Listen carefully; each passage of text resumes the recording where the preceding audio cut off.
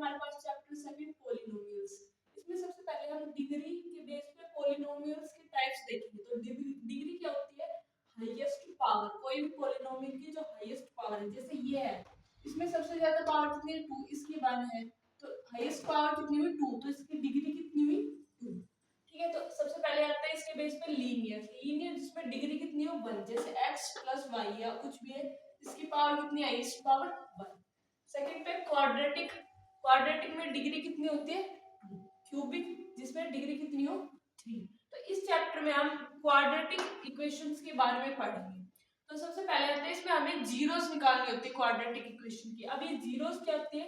Zeros होती है values of x।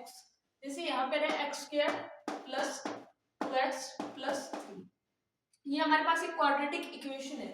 इसको हम जब सोल्व करते हैं तो हमारे पास x की वैल्यूज आती है। अगर क्वाड्रेटिक इक्वेशन है तो x की कितनी वैल्यू आएगी? 2।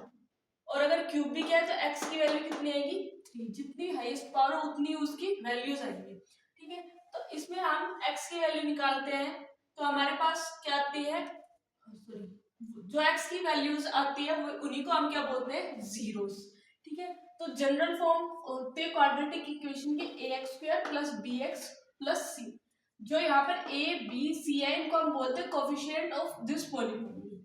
ठीक है, अब आगे हमारे पास रिलेशनशिप है किसमें? जीरोस में, जो x की वैल्यूज निकलती है उसमें, और कोएफिशिएंट ऑफ पॉलिनोमियल, कोएफिशिएंट जो है ये a b c की वैल्यू। तो हमारे पास जैसे ये है equation x² plus 7x plus 10। तो सबसे पहले अगर हम इसके जीरोस निकालें तो क्या निकलेंगे? हमको इनको फैक्टर्स करके इनकी x की वैल्यू निकालनी है। तो सबसे पहले इसके फैक्टराइजेशन करें तो इसमें हम लेंगे x² प्लस, इसको बीच वाले को हमको फैक्टर करना होता है 2x प्लस 5x प्लस 10। अब ऐसे किया x प्लस 2 प्लस 5, यहाँ x आएगा एक तो -2 और एक आएगा -5। तो हमारे पास x की दो वैल्यूज आ चुकी है, -2 और -5। इन्हीं को हम क्या बोलेंगे? जीरोस। और इसको हम एक को नाम दे देते हैं अल्फा और एक को नाम दे देते हैं बीटा, जैसे यहाँ लिखा हुआ है सम ऑफ जीरोस मतलब अल्फा प्लस बीटा। आप इसकी पूरी वीडियो हमारे चैनल पे देख सकते हैं। तो ये थोड़ा बेसिक समझा रही हूँ फॉर्मूलेस को लेकर। तो सबसे पहले sum of zeros alpha plus beta वो किसके इक्वल होगा? -b/a। ठीक है, फिर product of zeros alpha into beta वो किसके इक्वल होगा? c/a।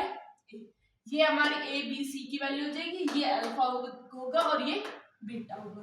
तो इस तरह हम इस क्वेश्चन को सोल्व कर सकते हैं। ये वाला हमारे पास इंपॉर्टेंट क्वेश्चन है, पेपर में ये क्वेश्चन आ सकता है हमारे बोर्ड के एग्जाम में। सो इस वाले क्वेश्चन को अच्छे से कर ले। ठीक है, सेकंड चैप्टर में यही था हमारे पास।